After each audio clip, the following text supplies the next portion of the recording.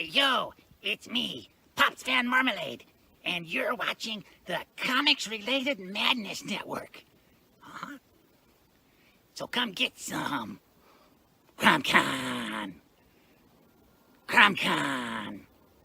Hey, we want to shout out to our sponsors, Daytona Beach Comic Con. If you are a fan of comic books, if you're a fan of comic book conventions, and if you like meeting comic book creators and getting comics and comic-related stuff, then you need to make your plans to attend Daytona Beach Comic Con. This year's show is September 9th and 10th. Silverline will be there, so you should make your plans to be there too. We'll see you there. If you like comics and find yourself in the Orlando, Florida area, doesn't everyone come to Orlando at some point in time to see the House of Mouse? But when you're here, you need to make it a point to visit Coliseum of Comics, especially the one on East Colonial Drive. They carry Silverline comics, even a limited edition Coliseum of Comics version of our comics. So, when you go, be sure to ask for Silverline Comics and tell them we sent you.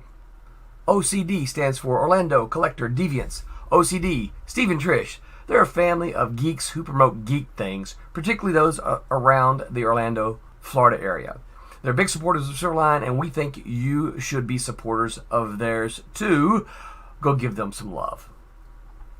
If you are an independent comic book maker and you need to get your independent comics made, you need to look no further than Kablam! Kablam Digital Printing. They print our books, and they do a bang-up job. They're not only trusted by Silverline, but many, many independent comic book makers. Head on over to kablam.com and see for yourself just how easy it is to have your comic printed by them. And tell them Silverline sent you.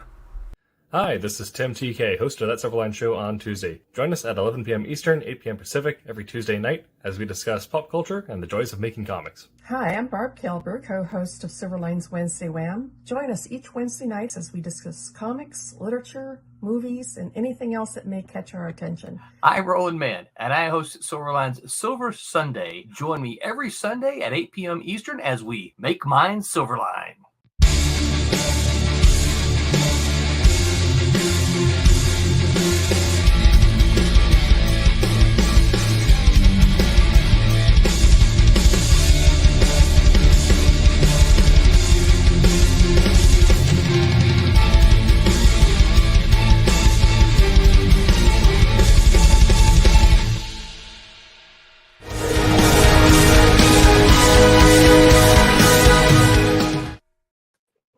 Hello, Internet. Welcome to That Silverline Show on Tuesday. I'm your host, Tim TK, and I'm joined as always by Jose Fuentes. Hello. And tonight we're going to be talking about what kind of comics should you create. This is going to be answering perhaps some more industry-related questions about how you may end or may not end up getting sort of niche down once you start your creative journey, and how you can avoid that, or how can you focus on what exactly you want to specialize in.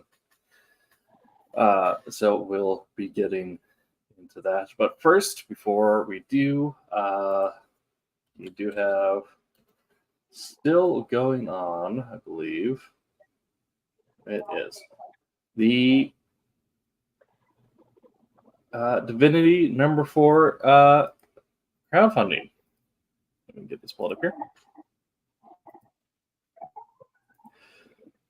So if you're looking to pre-order issue number 4 of Divinity, you can do so now. We're at 23 backers, $1,000 raised out of our $1,500 goal, so at 70%, and you have 7 days to go, so 1 week. And this is the only time you can get your foil cover variant if you are a fan of those. They are pretty sick.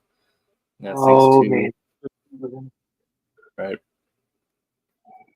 That's thanks to Tommy Florimonti over at Kablam Digital Printing. Sorry, I'm a little mucus here right now. Yeah. So this is the end of the first volume before Barb starts working on the second volume. And like all other Kickstarters, this is already a completed book. So you're not crowdfunding a pipe dream. You're placing a pre-order in a way that makes it easier for us to get our accounting straight. You can, of course, do a catch-up tier, which includes all of the books so far, either physical or digital, as well as some additional original inked artwork. as well as some pencils.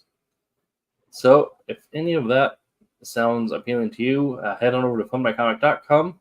We are the first comic on the front page, so don't Sure are. search us. Yeah, don't need to search for it. Just get on over there and give it a click and get yourself a pre-order. Okay, I'm gonna drink some water real quick.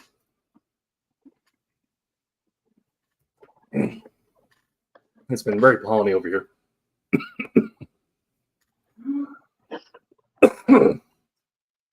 All right, Jose. While I die over here, this last week, what have you been reading, watching, or playing? I have still been watching Farscape. I think I'm actually finally on the last season. It's interesting. Definitely a different take on like traditional spaceship sci-fi action drama. And I've been playing. Was it Isanzo? Okay, I'm not too Like I've been familiar doing with that. pretty good. I'm not. So it's like World War One Italian front. Oh yeah. And Nice. I'm not very good at first-person shooter games. And I've been playing them since like Halo, like OG Halo.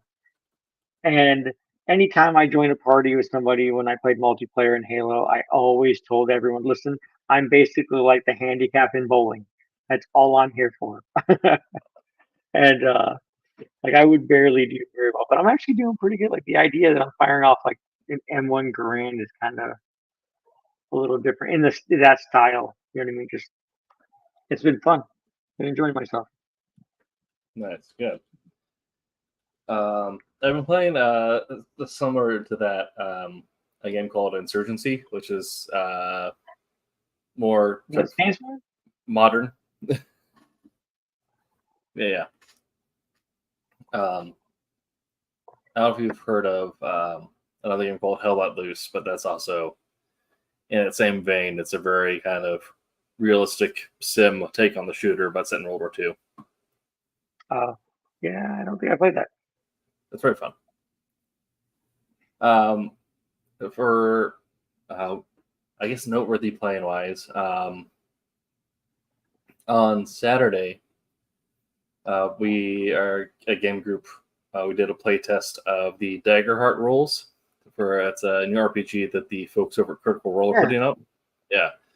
It was actually super fun. We proved quite a few things about it we liked more than D&D, so we're probably gonna turn that Right, into it's got a few more like dynamic, like actions or moves, I guess, from what I understand. Yeah, it is some like the combat system is very much stolen kind of from Vampire the Masquerade. Only instead of action reaction, it's the players take actions until one of them rolls a failure or gains a fear point, and then it switches over to the game master to then spend their actions. Interesting. Yeah, but the domain system, like instead of having where D&D you have 50,000 spells to pick from, right? Yeah. They pull their domain system very close to Vampire the Masquerade, in that you have 2 domains and then you pick one of 2 cards each level from either domain. Interesting. Yeah. I'd be interested in checking it out. I think I know a friend that has it locally. Yeah. It is Reach available out. for free on Demiplane, the same website we used for Vampire. But yeah, we've enjoyed it quite a bit, and I also got to mess around more with the Game Master screen that I made that has the monitor in the front of it. Oh yeah. Yeah. I went and pulled up some maps from Shapeku. I finally went ahead and followed them on Patreon. Shapeku makes D&D battle maps. Right. And they also have animated maps, which work on virtual tabletop. Or if you have a laptop, you just plug that into your monitor. So I had a animated battle map on my Game Master screen. So everyone just look at my screen to tell me what to do. Yeah. That's cool. Fun time. I haven't been able to talk to wife into letting me get a big old screen to put in the table. Yeah. I am at some point when I get more space. I'm looking at building a table and then sliding like a monitor into it. Heck yeah. Like it'd be easy enough just to do like a double layer table, put a and then like do a glass plate on the top layer of it, and then just use some basewood with some cutouts for cables on the sides. So, yeah, so easy enough. Right. That's geek dreams right there. Yeah. Watching wise, I started watching WWE again. Kind of been off and on. Not as frequently as it used to be, but kind of off and on this week. I said to get back into it because I've been really enjoying the Cody Rhodes storyline. Okay. And we're coming up on SummerSlam this weekend, so I figured I did get caught up on my Raws and my SmackDowns leading up to SummerSlam for that. And then reading, I've been reading. I just started reading Reign of X, which takes place at the same time or shortly after. It takes place after House of X, Powers of X, but it's has to do with the mutant space program during the Age of Krakoa. Interesting. So I've not read it. I'm a couple pages in now, and I'm enjoying quite a bit. Yeah.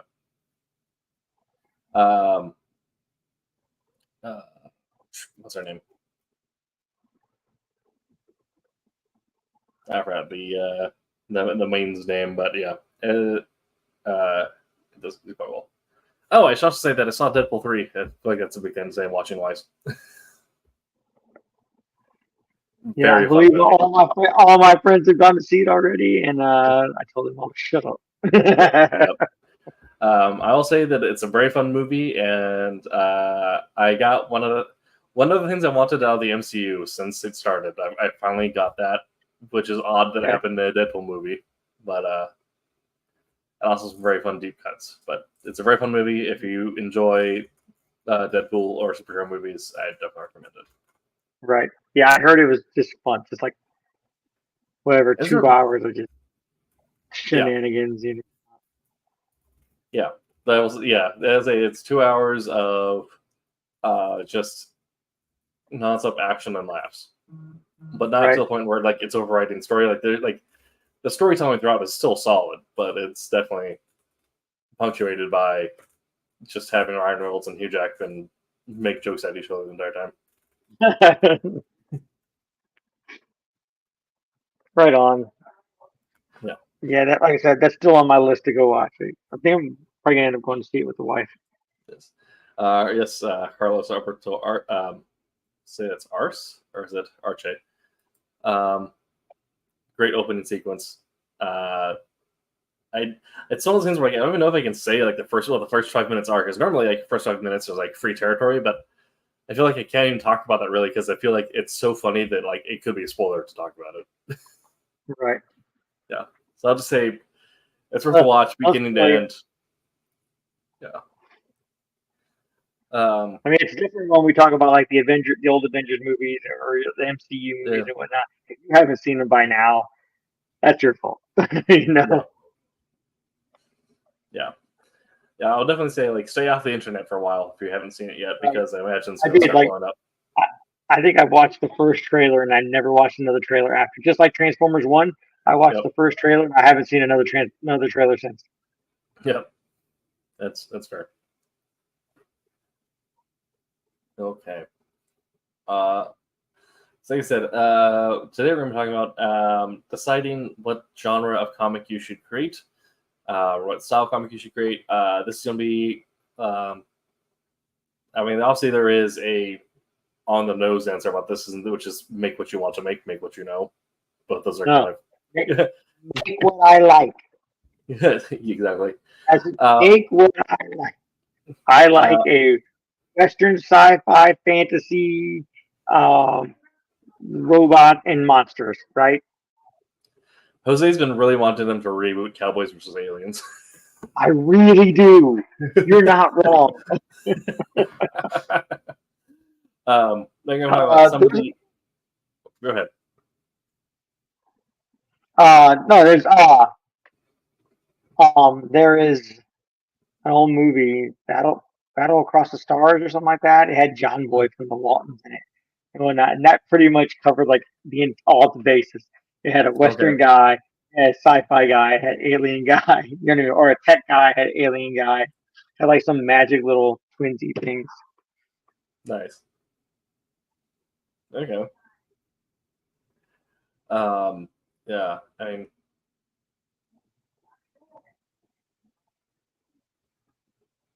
I'm trying to think of like what that was for me.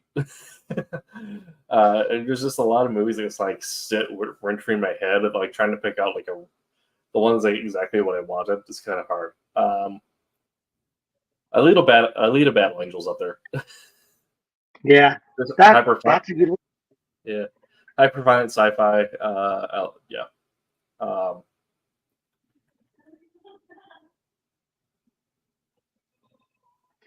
yeah.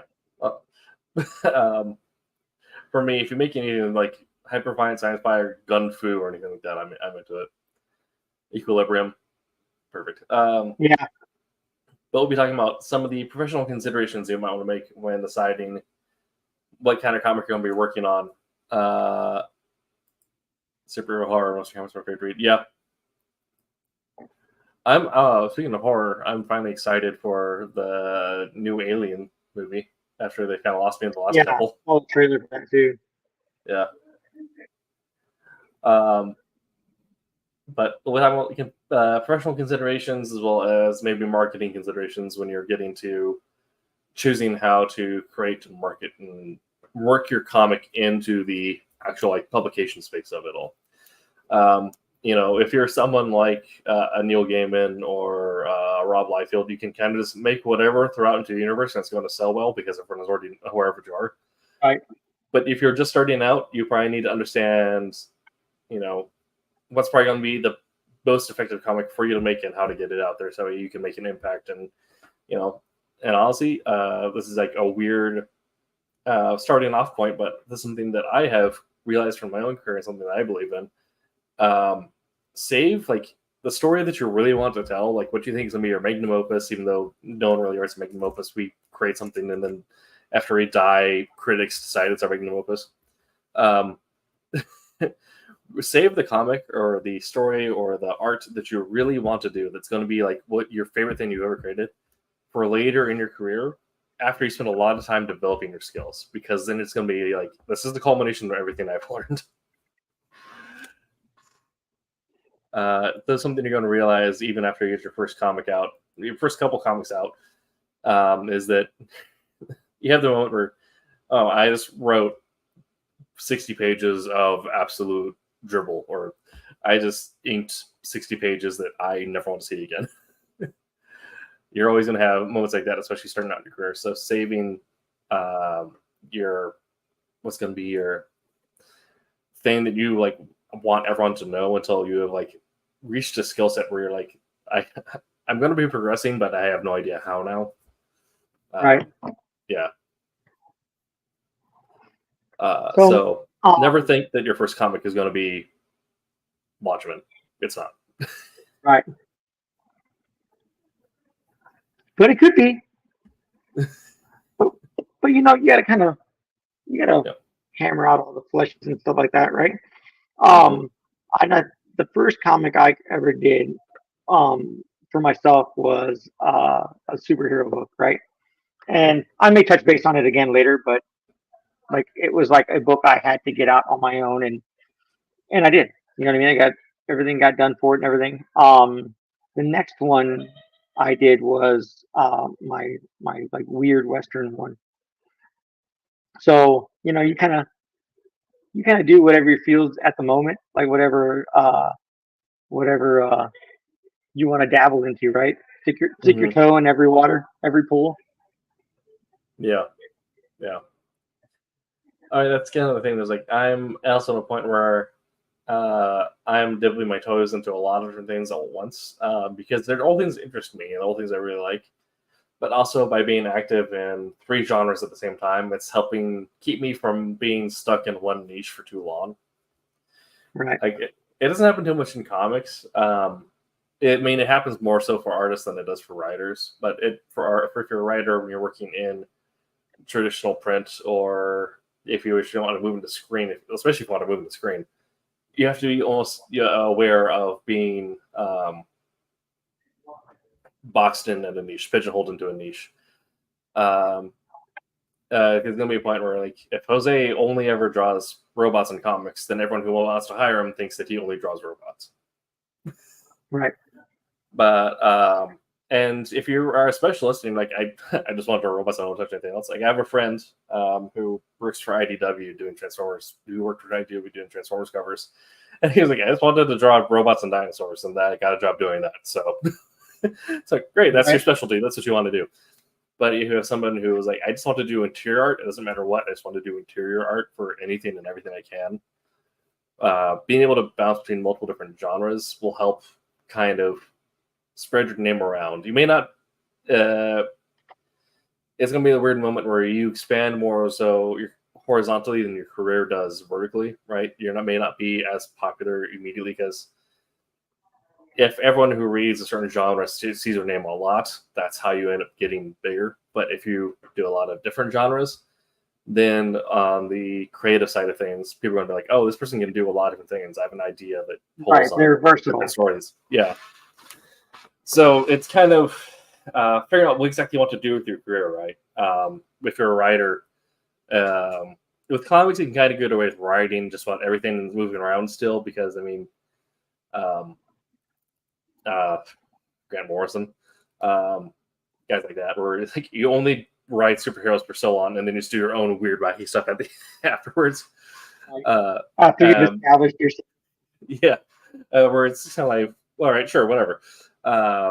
He's a writer, he's into weird stuff. But if you're a writer and you want to move into film at some point in your career, or if you're writing a comic to then like also create the film adaptation of it, Hollywood is notorious for pigeonholing writers. So if you only write superhero comics and you want to move into film or TV, your agent or your producer in Hollywood is going to think you only ever work in superheroes.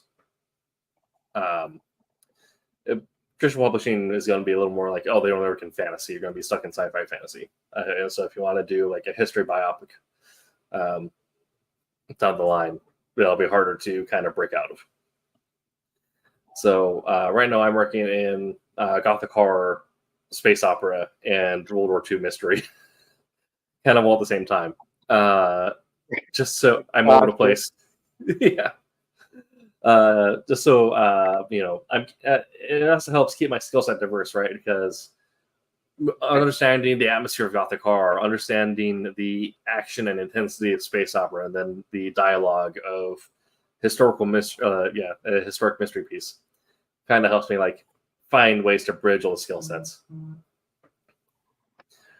Okay. But if I instead want to say like I only ever want to write space operas, and I want to be known for writing space operas, I may not be doing the same approach. I may just like, here's Space Opera 1, here's Space Opera 2, here's Space Opera 3, and just try to get really good at the one genre in particular and try to get really well known in it. We're going good over here, Geekmen. Right. Yeah. So I guess as you kind of mentioned that you have done a lot of bouncing around, and you're also interested in space in that you are a full-time creative, but also you're fully in the indie space. So you don't necessarily need to worry about too much of traditional publishers at this time. But when you're looking at picking up, we already kind of talked about, not picking up another adult-only book. That's something you decided to do with your career. Right. Are there any other considerations you've made for us deciding what projects to pick up and which ones to not? Or is it just based on what appeals to you? Is it based on like, this sounds like a cool skill set to pick up, or you have those moral moments where like, I don't want to touch that topic with the 10-foot pole. Right. Well, I think you should dabble in every genre, right? One way or the other. And I've done a Western, and it's not just like creating your own book, but like even if you're just an artist working like with someone or whatnot, working on a particular book, then definitely dabble in everything you can. Like I said, toes in every pond, right? Because you're not going to know what you really like to do if you don't try something. You know what I mean? So, like I said, I've done superhero. I like superheroes. Superheroes are cool. Anytime we played like Mutants and Masterminds or something in Mhm. like superhero based RPG, I almost always made like the ground level hero, like the Caped Crusader, the you know what I mean, um the person who fought on the ground, instead of like the Paragon class, right? So I figured out like in playing RPG stuff in that regard that I actually like that kind of story. That's what my so I actually wanted to make a superhero that was kind of in that same level. And so my first book I ever made, Friction, that he was a more ground level kind of character, right? Even though he had a little bit of powers, but he wasn't like Superman class, right? And then I was like, you know what, that was fun. But I really kind of want to do a Western. And so I did. You know what I mean? Made a Western book. And that worked. Now, now I'm kind of slowly working on my fantasy book with Devil Boy. So that's kind of be like a little low key. But like I said, even now, even from when I first started to now, I'm still developing what I want prefer to do. You know what I Mhm. mean? I'm always gonna like westerns. Westerns, like if I could work on a western, man, that would be awesome. I'd be in. Um, Right. I don't want to draw horses. Yeah. Yeah. Do Horses are weird. yeah. Yeah. It's got to take the Rob Liefeld approach. Just hide them off panel somewhere. Right. Oh, it's from the only implied horses. Like I respect and appreciate people who are really good at drawing animals. You know what I mean? Like not Yeah. even just from like point of view, but like even like in paneling and stuff like that. Like mad respect for people who can draw animals. Like I'm working on it. Yeah. Yeah. Honestly, instead of just taking time, doing more and more sketches on it, trying to figure out what exactly each shape is. Yeah. Yeah. Right. I mean, I'm also eventually after this set of publications, whenever that ends, or whenever one ends and another I have space to make another, like maybe after Wolf Hunter 3. I've already done writing it, so I can pick up whenever I want. That's nice about being a writer in indie space, is because artists are going to be moving typically slower. You have more time to create scripts and then move on to your next set of scripts. I would want to move into something that's more along the lines of kind of that hyper-violent military sci-fi, Metal Gear Solid style stuff. You're right. Yeah, I actually shared a pitch doc with you and Dave a while ago, just because I got bored one night and just wrote up an outline for a series. And like that'd be my ideal series, is that kind of political conspiracy on the boots, military realism, but set in a sci-fi setting.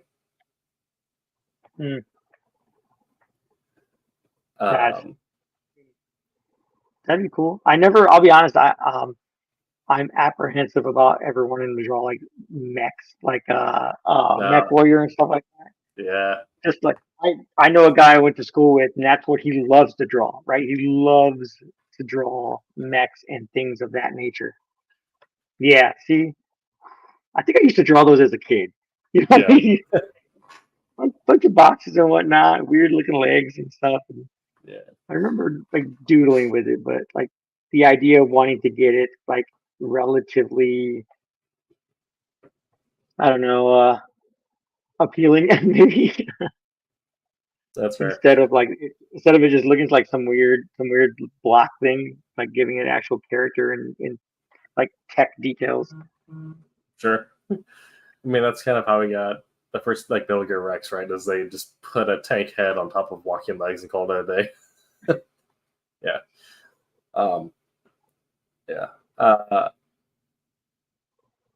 So kind of a silver boat where I'm not, if I ever get the opportunity to work on something that is after like if the publisher or editor ever like pitches it to me as Metal Gear Solid in X or Metal Gear Solid meets Y, I'm in.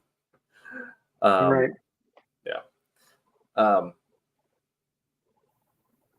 another thing that is It's funny kind of because I actually like drawing Transformers. You know, huh. I actually like drawing Transformers, which is really weird. I mean, maybe it's like because they're more human than they are mech-ish, right? That could be, yeah. Yeah, which might make sense. I mean, that works out because the pitch I sent is the only thing that really gets mechanical is the spaceships or the power armor. I don't have any mechs in that one, oddly enough. um, uh, but one consideration you have to make when you're working in comics that is uniquely a comic issue, essentially, is, well, I guess the prom itself isn't comic, but the format is. Deciding the correct length for the series and the structure of that. What's uniquely comic about that is the fact that we're limited to like specific sets of page numbers. Whereas, like, if you're writing a movie or a TV series, like TV shows now can be like you have 6 episode seasons to like 24 episode seasons. It's kind of anywhere and everywhere in between. Movies, you can choose any length. Same with like if you write a novel, if it's too short, it's a novella now. If it's too long, it's now a saga. All right. If you're writing a comic, like you're limited to sets of 22 to 24 pages, depending on who your printer is.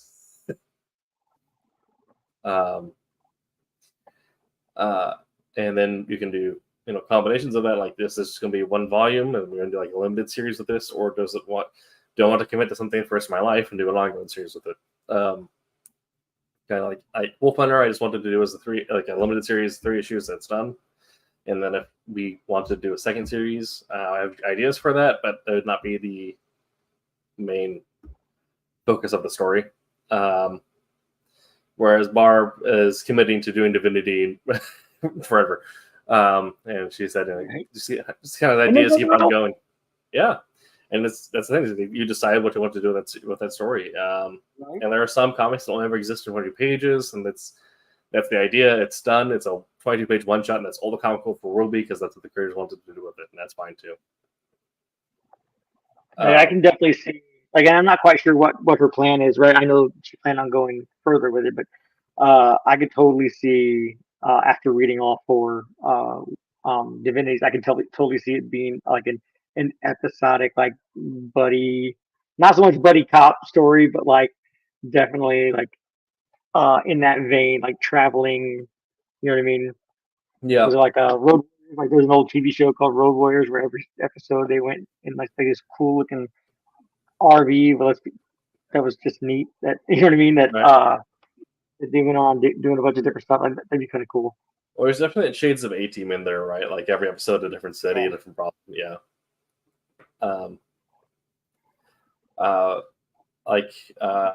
So kind of if you're writing something, if you're like the writer creator of a comic, that's a point we need to kind of decide how important this book is going to be to your career. Is it going to be all your career is about? Like, is this all you're writing forever, or is it going to be something that you write and move on from?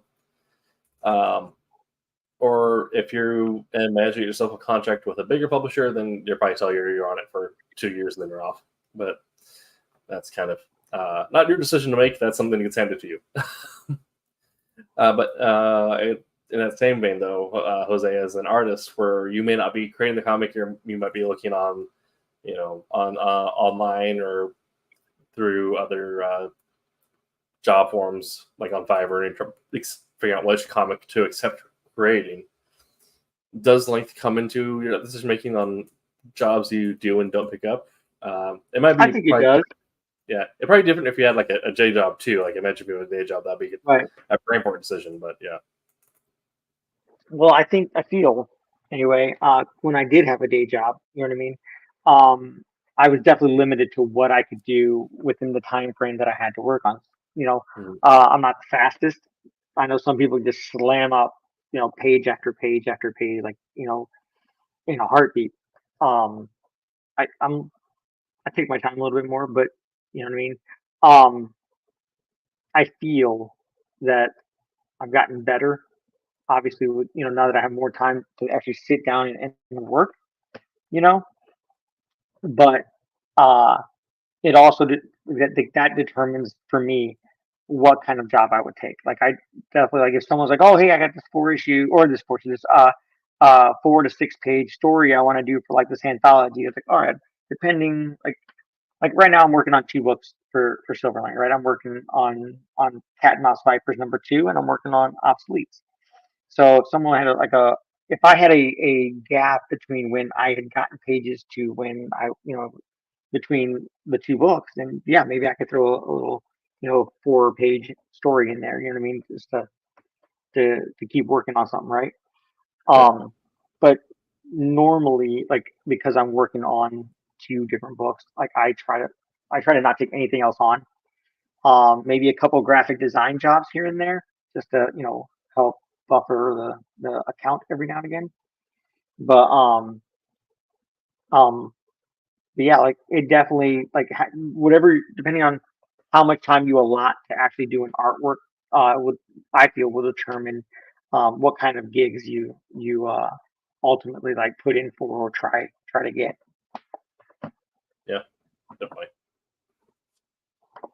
And I'd say also if you're as a writer, you get to the point where you are not doing your own you're not doing your own great ideas, but you're getting contracts to work on properties for big publishers. That can also definitely be a thing, especially since they do not pay the same as they used to. So it's very likely that you'll still have a day job while you're still, if you write 2 books for Marvel, you might still need to work as an accountant to pay the bills, right? All right. So figuring out what you Or you can do right covers. now. If you're Peach Momoko, you do covers for every single Marvel book. And I'm not saying that in a bad way. I'm just saying that, you know what I mean? Paycheck coming in, but that's work. Yeah. Last thing, Donny Cates wrote during King and Black, which he got a lot of money for that. Still was writing 8 books. Yeah, it's like a lot of money for that in comic care, but he's still writing 8 books like a month. Like that was, and so understanding if that's the point where, all right, I need to be working on 8 long-term series just to make sure that I have job security for a while because I'm raising the kid. Like that's the decision you make. Right. Yeah. I mean, look, I guess to turn that question back on you, Tim, like as a writer, how many projects do you try to take on? I mean, you said you have a day job. How many projects writing books do you try to take on? You know what I mean, in your given time period? I try to be no more than 2 to 3 additional projects just to keep my brain space set, and then I usually try to stagger them so I'm not writing at the same time. So Wolf Hunter is already written. I'll just do occasional dialogue edits. Soul Ascendant is first issue is written, second issue is outlined. Dracula, first issue is done, second issue is being written right now. Right, so kind of point where I can stagger things out and not worry about things intruding on each other, but also so I'm not overwhelming myself while I have a day job to go to and take care of the family and all that stuff. Because also it's not my only creative pursuit, because also I do painting stuff and miniatures and tabletop hobbying for D&D. I'm the dungeon master that creates a ton of props.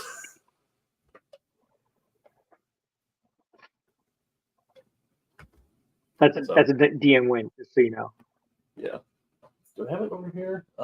It's underneath my easel, actually. I don't think any of my players in this campaign watch, so I'll talk about it. But here's a little bit of a DM break, but also it's kind of a cool idea that I'm working on. So in the Planescape setting of D&D, right, Outlands and Sigil, you have Mimirs, which are floating skulls possessed by a spirit of knowledge, which act like a floating encyclopedia that a party can pick up. Right. So what I got an actual taxidermied feline skull, and I'm currently fitting some LED lights to gems to put into the eye sockets. So that way when they pick it up and when they start asking the Mimir questions, when it answers, the lights will light up. Yeah. So. Yeah, that's cool. That's what I'm working on right now. I also got to imagine that my FBI agent saw that report and thought it was,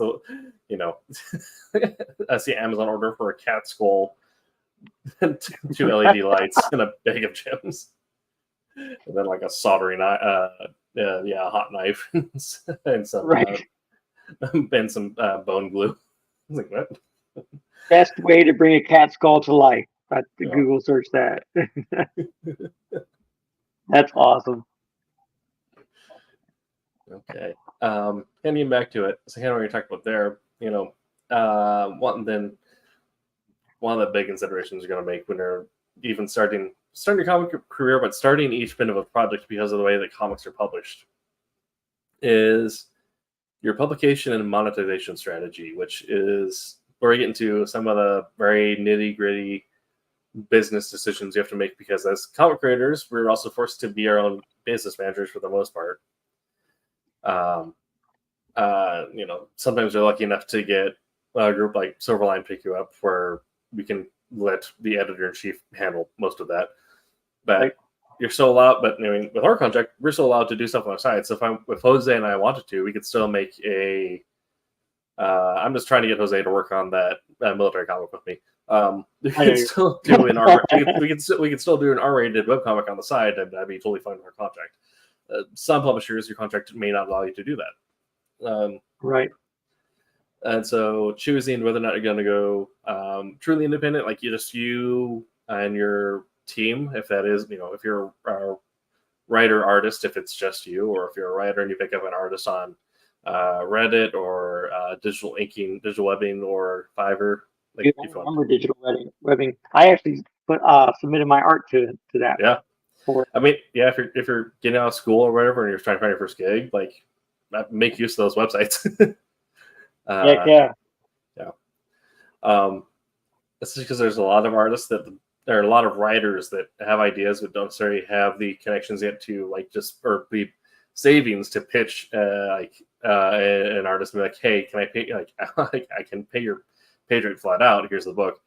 So a lot of them are going to be looking at places like Fiverr, digital webbing, or Reddit for I was like, we can do a collaboration contract and you get 75% of the earnings at the end of it.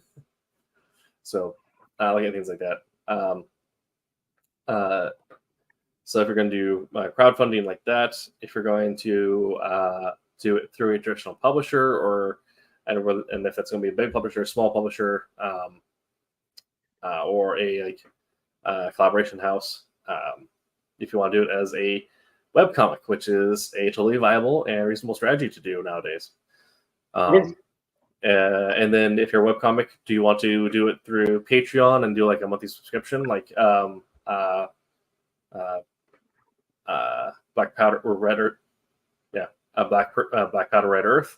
Or do you want to do it like some other places where the comic itself is free, but you can sell merch on the side like the Oatmeal did, where you just put up a couple panels for free every week or month, but you sell T-shirts and games and stuff related to it.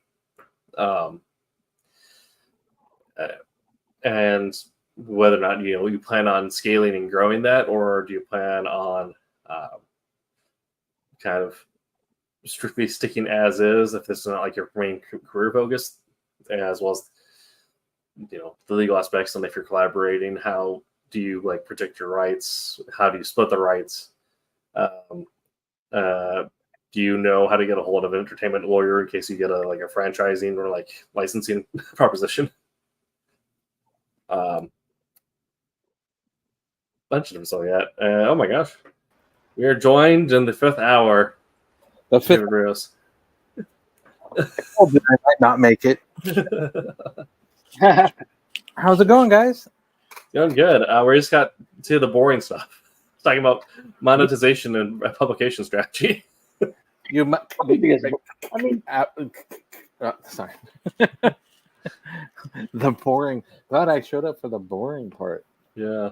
No, I don't. Like I said, I don't think it's that boring. Like you said, monetization and publishing strategies for your comic, or be it a traditional floppy or a webcomic. Yeah. So I mean, obviously, right now we're all here at a independent collaboration house style publisher. But if you're new in the game and you have if you're just coming out of college and you and your artist buddy decide you can collaborate on a comic together without any upfront cash and want to do that, you can create a full 60 6 pages or whatever, make like a small trade, send it off to Image, and try your luck that way. But you also need to make sure that you're matching your guidelines. Or we can decide to both enter to competitions, like with 2000 AD recently did, or what Mad Cave does every year. Yeah, they do the talent search. Mm-hmm. Or like if you are wanting to do a webcomic through any one of the different websites, and or if you want to try out Patreon and then figure out how you want to market from there, those are going to be different conversations you need to have either with yourself, with your support group, like get friends so you can, even if they don't understand the business, get friends who can talk business so you can process stuff. Friends who can explain it. Yeah. That's because especially if you're just getting into the industry, like things can feel overwhelming because there's not a whole lot of on rails. There's not an on ramp for comics. It's just you make the thing and then figure it out. Right. Or just happen to make friends with creators that, you know what I mean, that are willing to to explain things to you, right? Like, Yeah. not that it's a friend, but I got to meet Brian Polito at a show one time, and he was doing a panel on LLCs. And so after the panel, I asked him, "Hey, can you explain that a little more to me? I know you kind of just ran through it because, you know what I mean, time and everything." He's like, "Yeah, come to my booth and I'll talk to you about it." And he sat there and talked to me for like a half hour explaining it, like while in between, you know what I mean, selling merch and books and rubbing elbows and taking photos with everybody.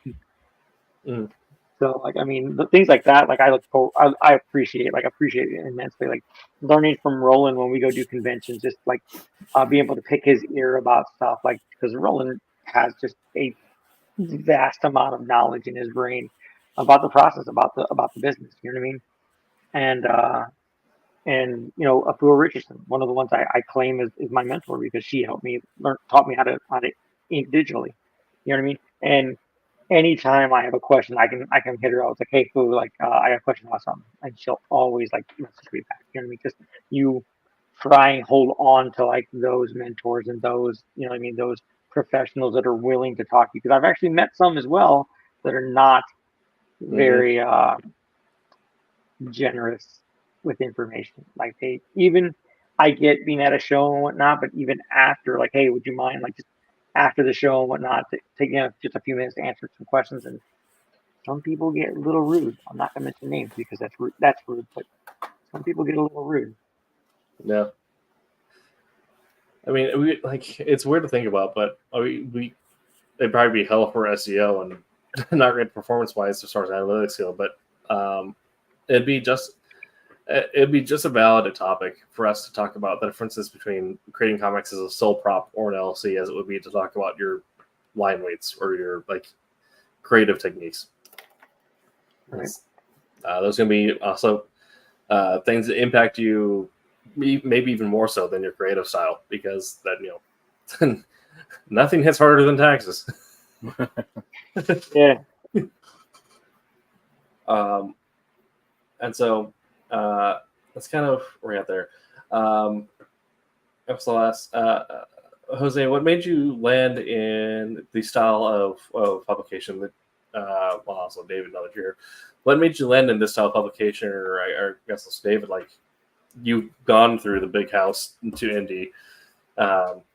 What were kind of the decisions you made to say, like, this is style of publication that I want to go with, and I don't want to go somewhere else, or like I want to work to somewhere else, or what kind of helps inform that decision-making process? Well, I mean, everyone growing up, right? Even if you put any little pencil to paper and you read comics, you're always, "Oh, I want to draw from the big two. I want to draw from Marvel. I want to draw from DC." Or if you're from the '90s, I want to draw from Image, right? Everyone's like that. Like, and I always had the dream, like, "Oh, I'd love to draw for DC." Like, I'm a huge Green Lantern fan. I'm a huge Flash fan. Like, please let me draw for DC, right? But then like going through and figuring stuff out on my own, talking to people at shows and stuff like that, and then eventually going to art school, that really kind of helped kind of knock it down into perspective for me. And not saying that that dream will ever fade, but I feel that the truer stories, the more creative stories are coming out of like independent books, small press books more than anything. You know what I mean? Not just because, oh, I have this character and I have this story and I want to create issue 400 out of it. It's I have a 4 issue story I want to tell, and you know what I mean. Ideally, usually when it's something like that, it's something from the heart that they want to tell, a story that they feel they need to tell, and I like that. I like that. You know, even writing it, even artists that are working on it. You know what I mean. For me, the heart is in it doing that, and I couldn't overlook that. Like going and walking through artist alleys and whatnot, seeing people's creator-owned books compared to like the big exhibitor booths and whatnot, and you know, in the different sections. You know what I mean? You have the big gladiatorial arena, and then you have the people outside. You know what I mean? Mhm. And I kind of like the people outside. I like the more down to earth or creators that, you know what I mean, it's their heart, it's their passion to want to put that out. You know what I mean? Not saying it's not the same with you know, big two, big three art creators and whatnot, but I feel that those smaller stories are you know what I mean, they mean more. They have a more emotion to them. They have more background for from the creator in them, and I want to be a part of that. Right. You know, Roland asked me if I wanted to ink in Cat Mouse Vipers, and then he told me about Cat Mouse being a story about um, being against like human trafficking. Of course, I'm like, yes, like that is something that my wife and I have like read out about and whatnot. So like, of course, the passion is there for that. Like, yeah, I want to be a part of that story. You know what I mean? So, Well, I can say that my time's kind of it's different. It is huge difference between doing the stuff for the big house, and all that stuff. With my time with that, there's a lot of books going through, a lot of things processing through. So the coloring house when I worked there was like, you didn't get a lot of consistency. You were doing books all the time, but you may have 1 or 2 pages or more from a particular book, unless you were an assigned colorist or whatever. But typically, you get your hands on a lot of different books and a lot of different editors and everything. Um, and you do have that sense of wow, and I still enjoy all my time that I did, working on my Marvel stuff. I got to do work on X-Men covers and X-Men books and stuff, and all that. um, but then with the independent stuff, I got a lot of the ability to do the interiors of the book, and a lot more pages and consecutive, and there's a lot more freedom. I mean, obviously you're still sticking to your base colors and your palettes, character designs and stuff like that, but you got to play around a lot more with creating a consistent theme across the book and stuff like that. And a lot of the independent stuff, I that was the stuff I was into first. A lot of the indie things, and then eventually moved into Marvel and DC. As a fan base and all that stuff. But I do see that a lot of creators are creating their works and really putting a lot of their soul into it. I spent some time running around from different vendors and different people, and just got a whole lot of different experiences, particularly this last weekend, um, with um, some of the creators, and of wide range. I got to spend some time with Randy, um, on his personal book, and I just see the passion that he puts in, and creating his stuff, and and doesn't he puts out a book a year. That's a good pace for him. Great stories and stuff like that. And then on the flip side, I got to spend some time again, talking with some of the hot Marvel cover artists and stuff. Spent some time with David Nakayama, talking with him quite a bit, and he's got his passion for a lot of the stuff that he does. So I'm looking at that point of view, and then I also got some time had a really interesting conversation, my wife and I, with Michael Golden. Heard some long time stories and stories with him, and it was like it was great. So I like getting the gambit from the different people on their stuff and their work. Michael Golden, co-creator of Rogue, very staple in the big companies, and he's also very much a graphic designer, which is kind of more of what his passion is and all that. But great stuff, great different views, and seeing what kind of work. I know in the coloring house stuff, a lot of it was we're cycling through. We got to get the books out. They're very it's keeping on a schedule, and it's all the stuff. Whereas there's more flexibility on the independent projects and stuff. And I actually had something that was really interesting. It was a panel that I sat in on Sunday with Xander Cannon, and his panel was how to make a mini comic. And he presented it was an hour and a half long panel, and he presented creating a 4-page mini comic. And it's like, just the fun that came out of it. It was just a small little thing, and it's like you let the room pick, the themes, throw out the characters, and they ended up with, a scary ghost and a dragon with teeth, and they were having a bowl off. So first thing, he laid out the cover and everything. He's like, well, you got to set everything up with the cover and all this stuff. So, you set your premise and what's going on. And then he went through, basically 3 pages. He just took basically, and folded the paper into 4. So basically about this size for this mini comic. And I have to say that it was so much fun, and he was just great teacher. And he did a lot of these stuff, and as growing up, he would have stuff with his kids, and then he would make stuff with his kids, and had some, so and so the Wonder Dog, and stuff like that. And it was the thing I found really interesting about that was that he would throw a topic out there and just run with the topic, and it was completely random. It wasn't how am I going to design this and whatever.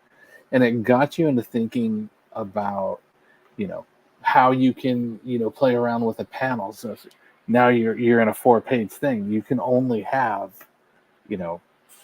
so many panels and so many things that you have to, pace the story along to be done in 4. And, it was something that you could jump in, play around with, throw it out, and then be done with it at the end of your 4 and move on to something else. So it was a great way to kind of go in and, kind of get the idea. And, you're doing the writing for it as you go. You're doing the pencils, or he just went straight to markers and stuff. And he had people out in the audience, doing it. They could either duplicate what he's doing or create their own stuff. And then he would, you're doing all the, pretty much everything. He wasn't really doing color because it was a black and white thing, and then he had a little guide that he handed out on how to properly photocopy it to make it, come out printed comic. It was very interesting and very fun little exercise. And for the people, who are afraid to get started and think, hey, this is something that's overwhelming. Something like this, I think, would be a really cool thing to just, it's a no-brain thinker. Just go out there, what's four small pages of something, and it just goes in and kind of drives you to see, what you can do and where you can go, and I just thought it was very interesting. So, and that's kind of sums up what Jose was saying about the the independent stuff, and a lot of times you get a lot more heart in it because you get a lot more personal um, vestige into it. So I don't know. I just really enjoyed this thing. So I have to give props to him. Yeah. I mean, yeah. I'm kind of in the same boat. I mean, I have much the same thought as you guys, but I'm in the same boat as James Tynion, where he wrote Batman for like a year or two because that was like his comic growing up. So he needed to do that to like feel like he doesn't go back to writing his own stuff and like Department of Truth and all that. My thing is like if I can get a chance to write Cable or Cyclops for a year or two, absolutely will sell my soul to do it. But Marvel's not going to let me do panels with spoilers for Dracula coming up, but because it's accurate to the book, so spoilers for a 250-year-old book or whatever. Is it 1809? Yeah. Where they have. Is that when those? I think so. I'll have to look it up, but I think But the Marvel's not going to let me have a panel where we have this, a buried woman holding her own head that's been severed, holding a mouthful of garlic. Right? Which, by the way, if you only ever saw Universal's Dracula, you didn't know that's a thing. So 1897.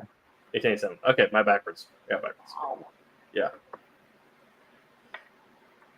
100. Holy cow! Right. Frankenstein was 1818. Mm-hmm. I was really thinking about how old like science fiction and horror comics are, or horror stories are. Yeah. Oh man, if you think about it, like the first horror comics came from like Egyptian wall drawings. Those were warning labels. Yeah. Please don't open this sarcophagus. You will die from the poisonous gas. Okay. So I guess the last thing we really have to talk about here is once you've decided, the final thing you need to consider how you're going when you're creating your comic and what your strategy is going to be about what kind of comic you're making is going to be how you're going to market it, which is, as we've talked about before, the comic creators don't know how to market comics. Correct. Right? Yeah. I mean, even like, I'm going to give you guys a secret. All right. Here's the thing. If you make a Google ad account, they'll give you your first $100 free. So you can just get, 3,000 of impressions. I mean, the most I know about marketing was I helped someone with their punk band marketing. Midnight slaps all over town. Yeah. So I figure out what your plan is going to be. Like, are you just going to be doing social media? Like, your own social media? You're going to do paid social media? Conventions? Are you a convention person? Are you not a convention person? It's okay if you're not.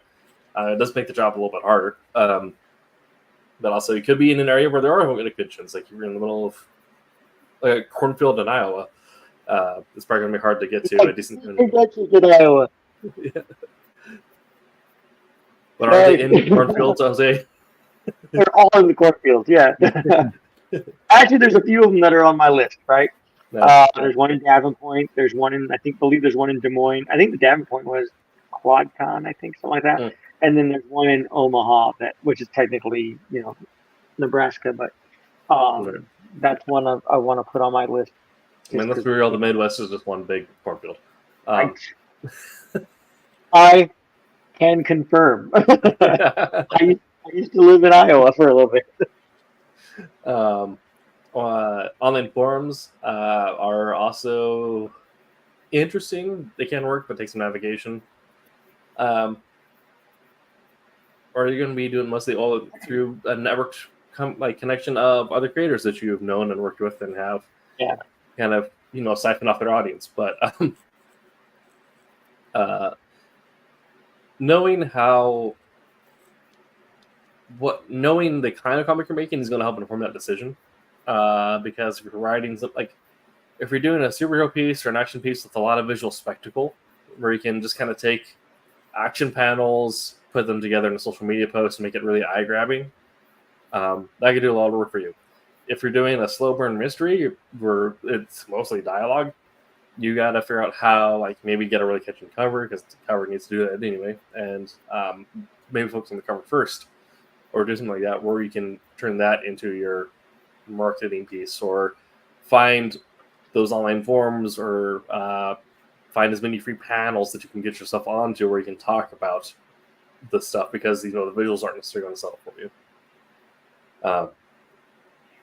If you're doing a horror piece, know that you're going to get centered on some social medias if you try promoting through the really bloody panels, right?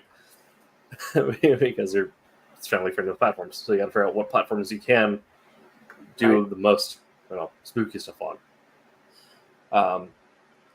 I mean, someone who works in marketing full time during the day,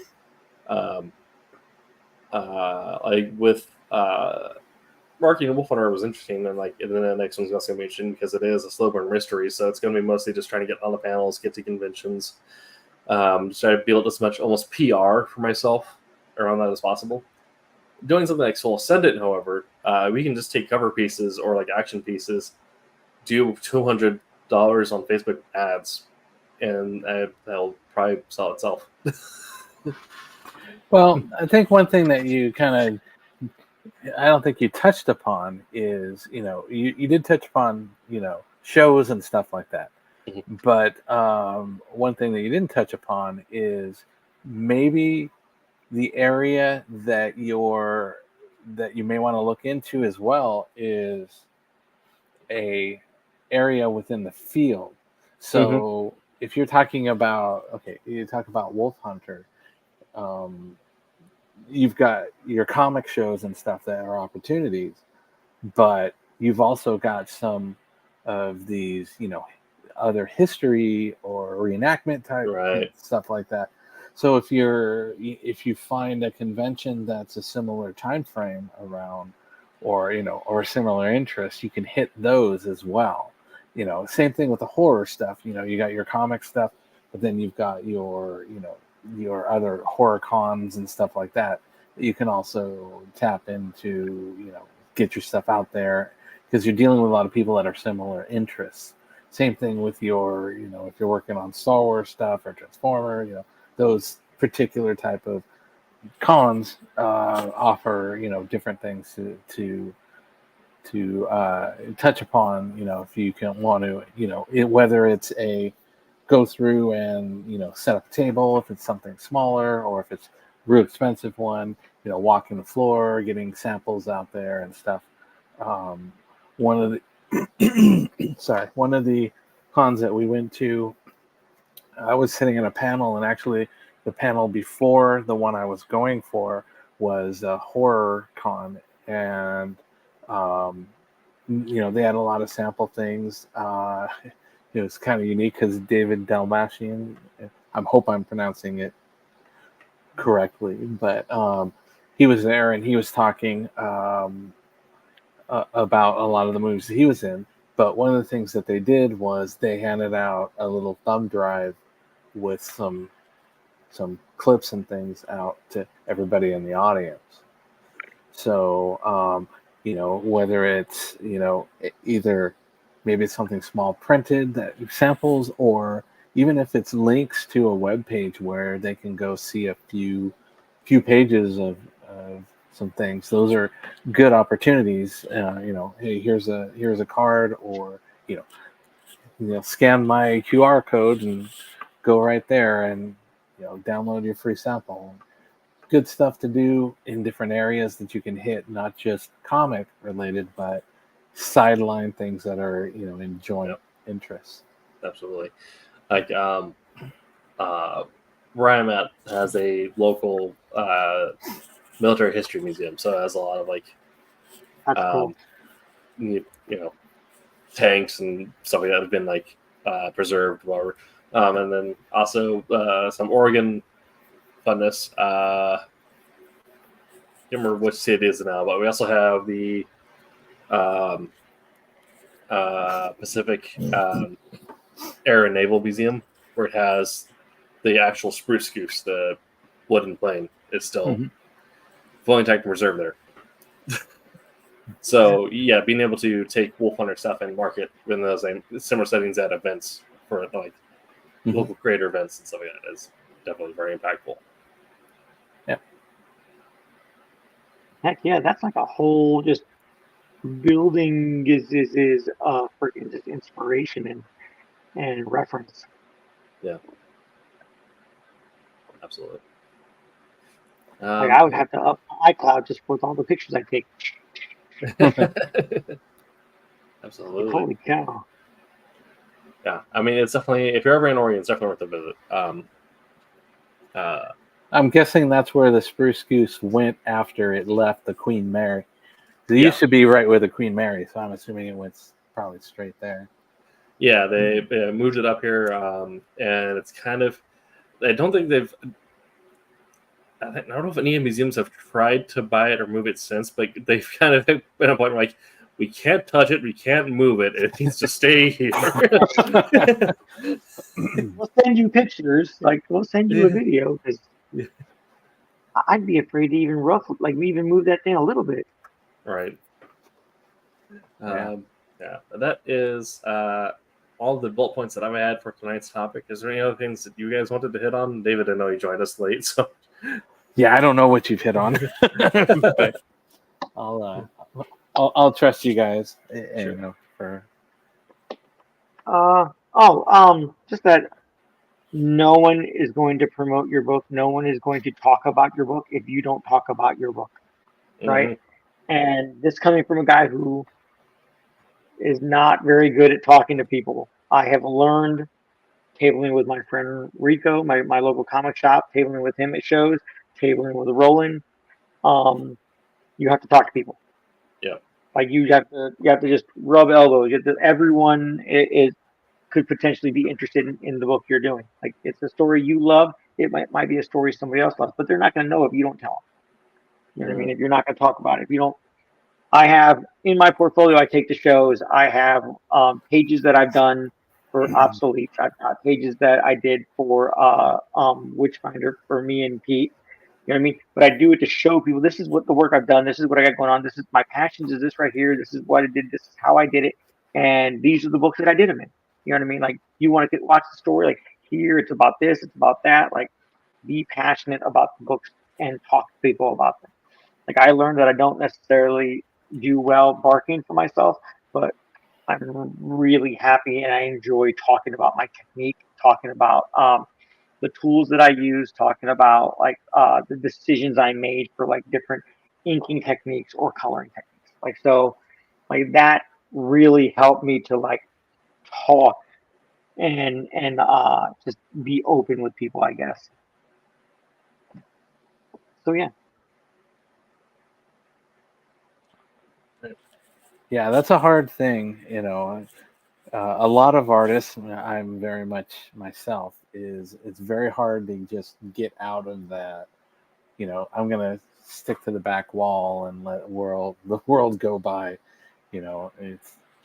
It's hard. You gotta jump out of that to be able to go through, and particularly if you're pushing, or not necessarily pushing, but if you're if you got a book that you want out there, and and like Jose said, you gotta talk about it. And a lot of times getting up and standing up and opening your mouth for the first time is a hard thing to do, because you question yourself.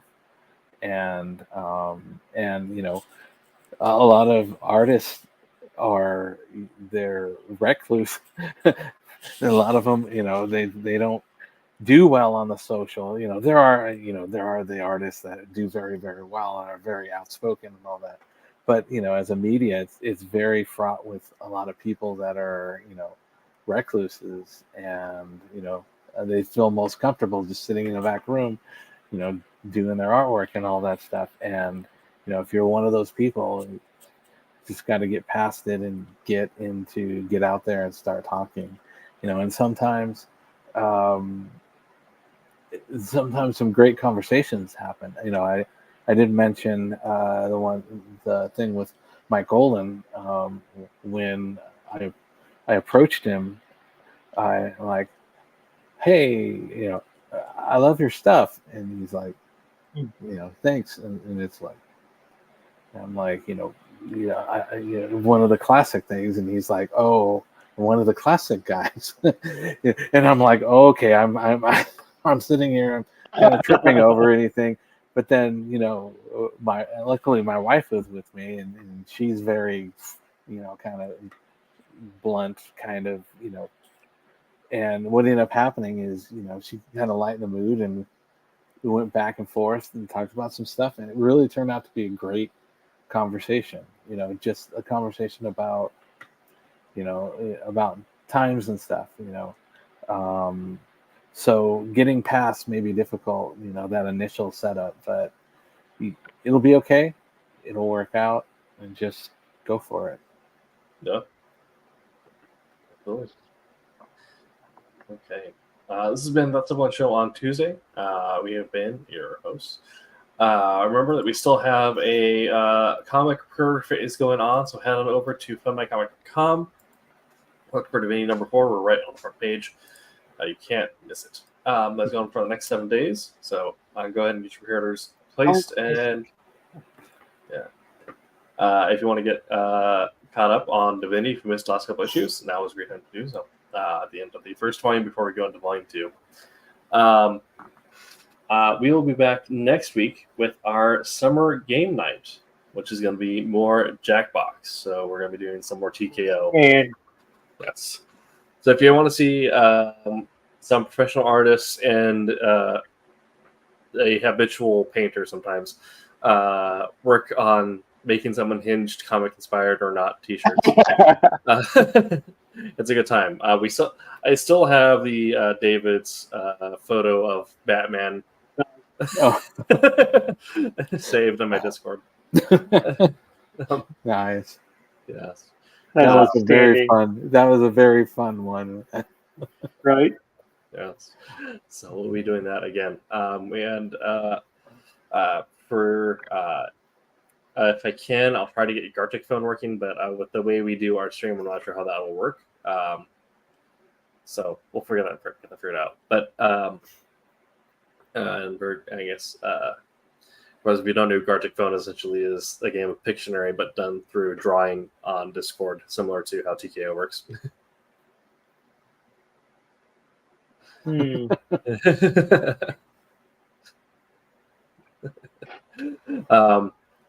sure to check out Wednesday WAM and Silver Sunday, 8 p.m. Eastern on those respective days. We will see you next week, but until that time, Make my Silverline. Hey, I'm G-Rod. Make mine Silverline. You heard me.